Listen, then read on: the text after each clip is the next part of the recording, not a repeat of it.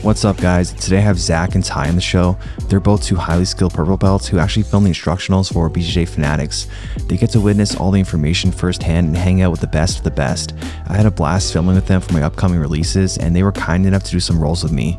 I picked the best parts of each roll so this video wouldn't be 20 minutes long and I could fit them into one video.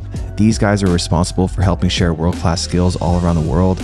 And speaking of skills and sharing, I'd like to tell you about the sponsor of today's video, Skillshare.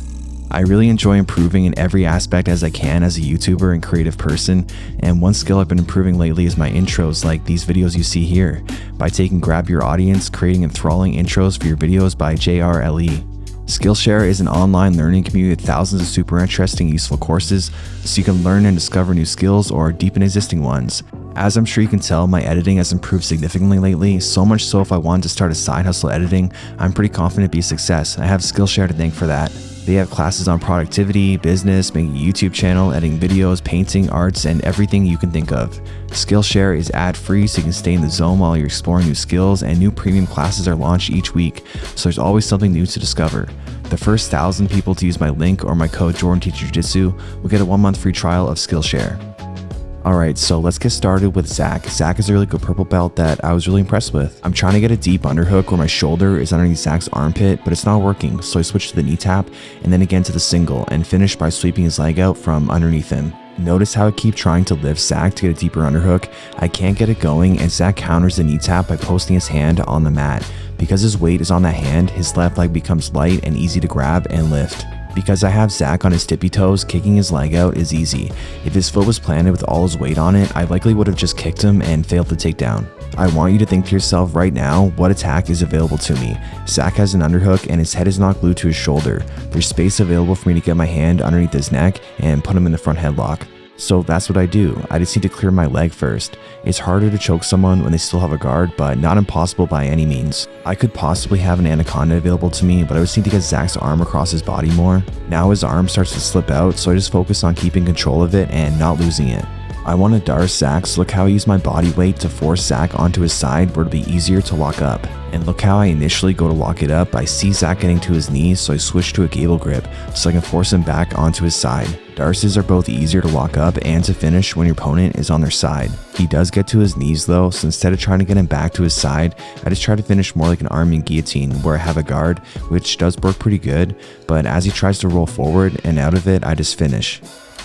Just a quick thank you to everyone who subscribes and comments. I really appreciate you guys. We're almost at 100,000 subscribers and I'm super excited about it. Thank you guys for everything. I've got a 2-on-1 arm drag type grip on Zach and I use it to take an underhook.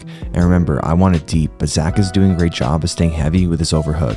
I try to pass his leg to my hands using my foot, which would have looked super cool, but no luck.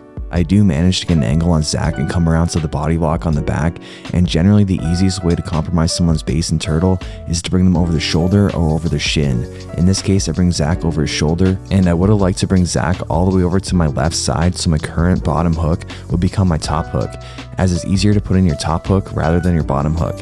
And right now my bottom hook is pinned and Zach is almost out. I managed to maintain back control by getting underneath Zach, and yeah, I have my feet crossed. Sometimes they can help you maintain back control, and if you're aware of the ankle lock threat, you can always uncross them if needed. Zach is doing a great job of fighting the hands and being defensive in general. He's bridging onto me, which puts a lot of weight on me and disrupts my attacks. I'd rather Zach be more on my lap than on top of me. He uses the opportunity to turtle when I don't have any upper body control, but I follow him. And to maintain back control, it's essential I recenter my hips quickly towards him. Zach gets his hips off the center line, and now instead of trying to keep his back, I come up on top instead, using my instep to ensure Zach's leg stays elevated. If he can't put his foot on the mat, then he can't come up on top. Zach starts to re-guard with his bottom knee, so I just change my angle, before attempting a sloppy rolling back attack and failing miserably. To maintain top control and prevent a scramble, I do the same as before. I control the legs so he can't put his foot on the mat and use it to come up. As you can see, it's when I let go of the legs that Zach can now come up on top, but no big deal as I use the opportunity to snatch up the neck and put him in the front headlock. For the anaconda, I need his right arm more across his body, so I use my forearm to direct it there. For extra measure, I use my leg to help me, and Zach is doing a great job of fighting the hands, but I win the grip fight and lock it up. To finish, I want to squeeze so my forearm presses into the neck, and by pushing my chest into Zach, it pushes Zach's neck into my forearm. This is how we make chokes tight without relying on strength. Alright, now let's look at the role with Ty, who's also a very skilled purple belt, and Ty actually trains at Bernardo's gym. I've got Ty in the reverse De La Hiva, and I can feel that he wants the underhook, so I let him take it so I can take the overhook. I use my left foot that has a shin-on-shin grip to collapse Ty's knee onto the mat, and I then insert my butterfly hook to Ty's thigh, and lift him as I block the post with my right arm. Anytime you sweep someone with an overhook, you really need to prioritize keeping them on their back so they can't use their underhook to get to their side and to their knees. Ty's right arm is really limiting my mobility and reducing the amount of passing options that I have available. I think about trying to leg drag, but Ty squares his hips back up, and I start to stack Ty, but my leg is still stuck. I control his left leg as I know he'll need it to advance further into his attack, then I realize I can just toe hold it either to get the sub or make him let go of his grip. Ty defends by straightening his leg, which works because to toe hold him, I need to bring his foot to his butt. Ty lets go of my leg, and I use the opportunity to fall into side control.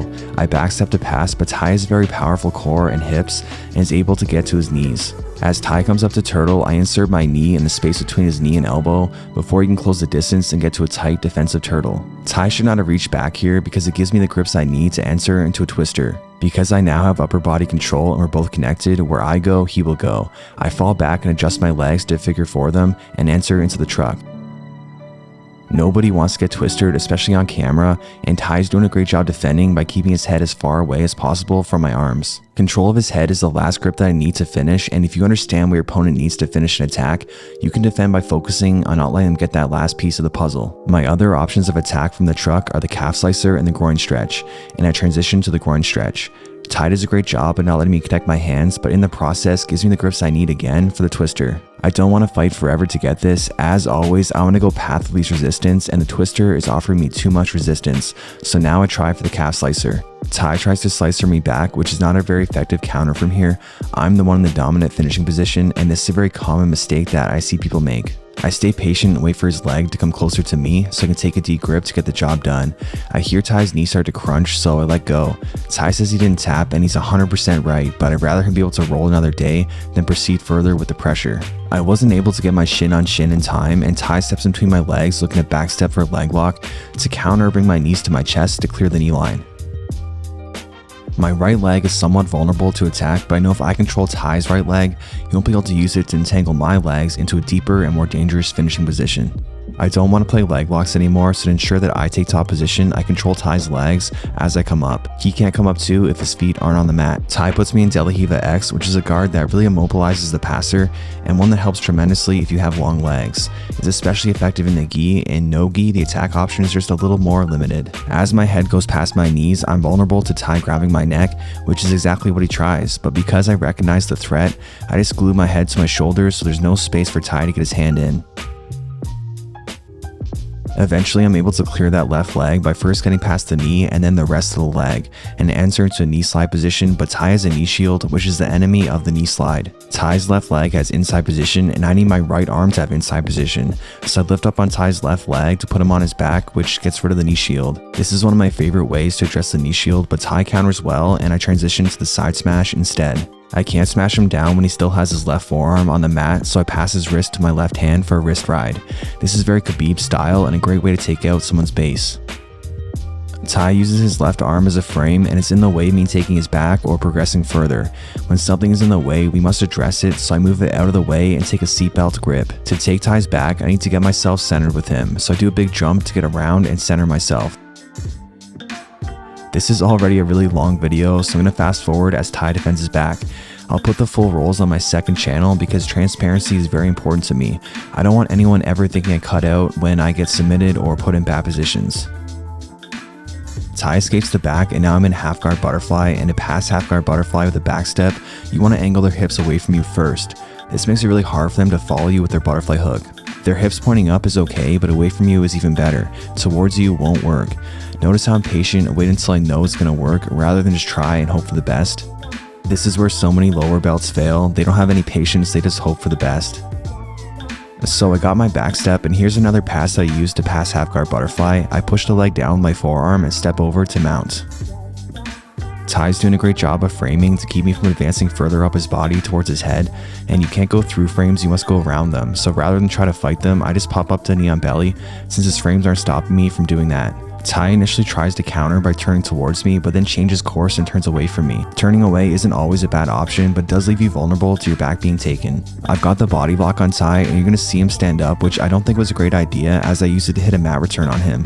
I keep a hold of the grip, and as he's trying to fight the hands, I lift him up and angle his hips towards the side so he can't base out with his legs. I like to take people down from here into my back control so it's a gentle landing and so I have the back. Nothing that interesting happens after this, so I'm just going to end it here. Thank you for watching, and thank you to all my patrons who support the channel. I super appreciate you guys, and thanks for sticking around till the end of the video. If you're still here, please leave a comment or a fist bump, and I'll see you guys next time.